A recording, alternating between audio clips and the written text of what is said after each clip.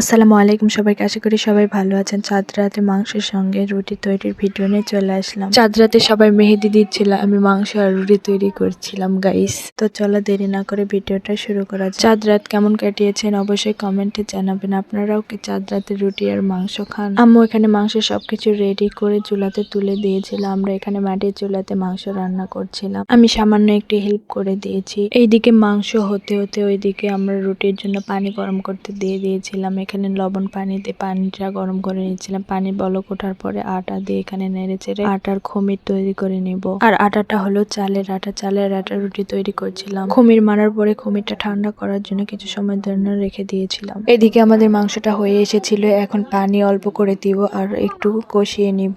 মাংস আগে পানি দিয়ে সিদ্ধ করে নিয়েছি, তাই অল্প অল্প করে পানি দিয়ে মাংসটা কষিয়ে নিব। আম্মু এখানে রুটি তৈরি করে দিচ্ছিল। সব রুটিগুলো আম্মু তৈরি করে নিচ্ছিল আর আমি এরপরে আজকে চালের রুটিটা আমরা মাটির চুলাতে মাটির তাওয়াতে রুটিটা ভেজে নেব। আম্মুর এখানে সব রুটি বানানো শেষ। এখন হালকা করে জাল দিয়ে রুটি ভেজে নিতে হবে। এখানে বেশি জাল দেওয়া যাবে না, রুটি তাহলে পুড়ে যাবে। আজকে রুটিটা আমি ভেজেছিলাম, রুটিগুলো অনেক সুন্দর করে ফুলে উঠছিল। এভাবে সব রুটিগুলো ভেজে নিতে হবে। আর মাংসটাও হয়ে গিয়েছিল। আমরা এখানে ঝোল রাখবো না, তাই এভাবে নামিয়ে নিব। আপনাদের চালের রুটি এবং সাথে মাংস কার কার খেতে ভালো লাগে অবশ্যই কমেন্টে জানাবেন। আমি এখানে রুটি খেয়ে নিচ্ছিলাম। আমি তো চাঁদ রাতের মাংস আর রুটি রান্না করেছি। আপনারা চাঁদ রাতে কি করেছেন? আপনারা কারা কারা চাঁদ রাতে মেহেদি দেওয়ার জন্য ব্যস্ত ছিলেন অবশ্যই কমেন্টে জানাবেন। আর কারা কারা আমার মতো রান্না করছিলেন তারা অবশ্যই জানাবেন। তবে সব মিলাই আলহামদুলিল্লাহ দিনটা ভালোই কেটেছিল। আজকের ভিডিও এখানে শেষ। আবার কোনো ভিডিও নিয়ে চলে আল্লাহ হাফেজ।